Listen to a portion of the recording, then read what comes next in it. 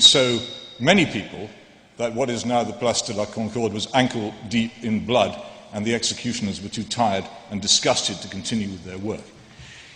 As for the Soviet Union, in which I lived for 2.5 years of my life, to portray the ideology and regime of that country as religious is an absurdity almost beyond belief, requiring actually the most colossal nerve to make.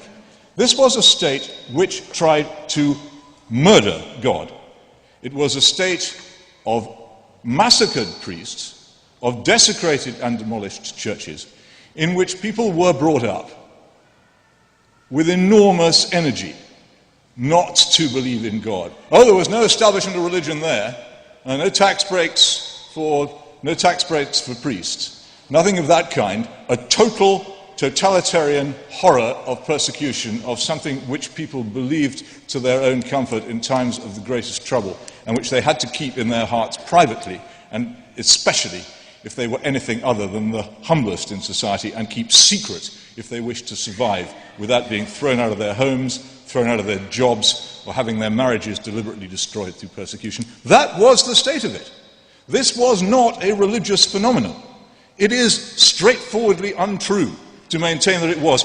I have conceded the evils done by my side. Why can't you just simply accept that the Soviet Union was an atheist regime which hated God? Why can't you do that? Because it would be false, because the Russian Orthodox Church stood then, as it did with Stalin, as it now increasingly does. Black-cowled figures appear next to Vladimir Putin, former current KGB thug, tyrannizer of the Ukraine, Georgia and the Baltics, filthy replacement of Tsarism, filthy synthesis of Stalinism. The same Russian Orthodoxy is his official nationalist and statist ideology. There was never a moment in Russian history where the powers that be didn't find that church convenient. It may not have been convenient for you as a believer to notice it, but I am obliged to the truth in the matter. Russia was not an atheist state. It wasn't even a secular state. It was a pseudo-religious state borrowing from the practice of orthodoxy and trading upon its teachings and its tradition. And I repeat my challenge. You, for this question to be valid at all, must propose and point out a government that adopts, or state or country or nation, that adopts the teachings of Spinoza and Einstein and Jefferson and Paine, and that fell into massacre and tyranny. And you can't do it, and so you have to look for 10th-rate substitutes. Well, it's an impossible challenge. I can find you a regime which Thomas Paine supported, which attempted to execute him as gratitude for his support, and so can you.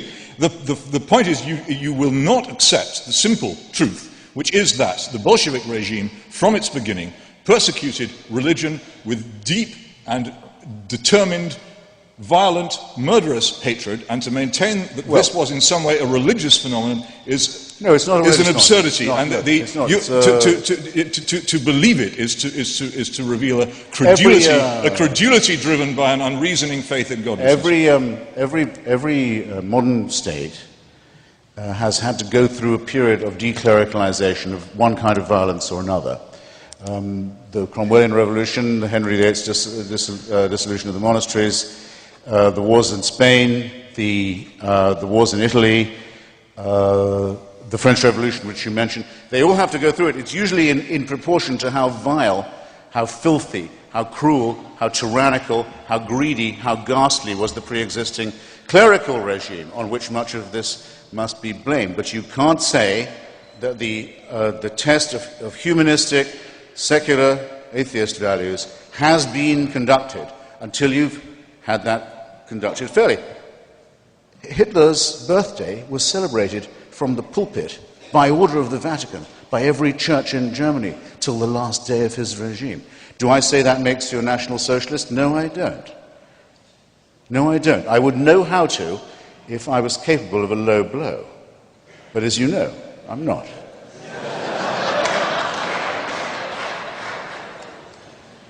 Peter, any last response? No, it's obviously futile. Our last question. Invincible faith. In the last few years, we've witnessed. Speak up. In the last few years, we've witnessed many atrocities perpetrated by fundamentalists, and I'm concerned that we run the risk of letting our responses fall into a fundamentalist mode of thinking. And I'd like to have each of you comment on that. I'm not sure I got the grammar of your question, sir, I must be honest. Well, the concern I have is that how can we sustain a modern secular response to medieval fundamentalist atrocities? And how can we convince our politicians to take a secular modern approach to thinking about these things and educating the populace about them?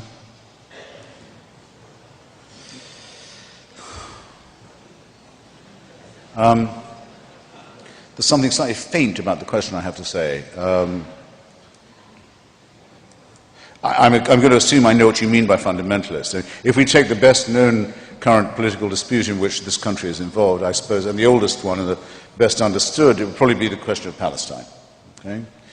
Where there has been for some time a conflict between two nationalisms, approximately equivalent size of peoples, Jewish and Arab, over a piece of land about the size of Wales, with great and quite just claims, emotionally just claims on both of their parts, going back quite a long time. For a long time now, the solution to this very difficult matter has seemed to many people to be something like a partition, an award of roughly half each of the disputed territory. It's not perfect, it's not great, but it is the accepted view of the PLO now, of most of the Israeli voting public, of the vast majority of American Jews, of the UN, of the European Union, of the international community, and so forth. And it makes a rough kind of sense. It's not brilliant, but it's thinkable. It's not insane. Why can't we get what everyone seems to want? Because of religion. That's why. Because there are enough people on the Jewish side to say, what land split? God gave all this land to us. All of it to us. And on the other side, it doesn't take much to say, you're dead right about that. God did award all the land, but not to you, to the Muslims only. And there are enough of them to make certain there cannot be a solution. And just as if that wasn't enough, the mad supporters of Judaism and the mad supporters of Islam, the American Christians to the rescue. With luck, if the Jews can be supported long enough, as our rope supports the hanging man, they can bring on the Battle of Armageddon, the thing we all secretly yearn for, as all religions do. Totalitarian first in their origin, genocidal in their conclusions. We want this to be over. We want this world to pass away. We are pointless without that demand. We are not humanists. We are eschatologists. And hey, what could be more wonderful? The Jews will bring it on, and those who aren't converted in time to Christianity will be turned to ash, as will everybody else. So what could be more heavenly than that? So now you see why religion poisons everything. These congregations and their religions and the filthy texts on which they base themselves earnestly desire that everything we call civilization, and everyone in this room, be destroyed. They want it, they relish it, they work for it while you're asleep, as well as while you're awake. Coexistence with this kind of thing is as impossible as coexistence with fascism or Stalinism. The sooner we wake up to it, the better our chances of survival will be. Thank you, Christopher.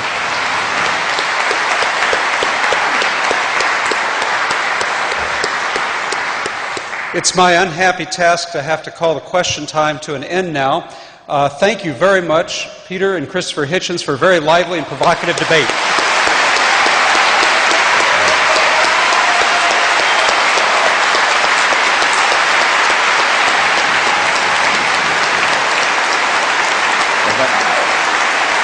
I told them not to clap.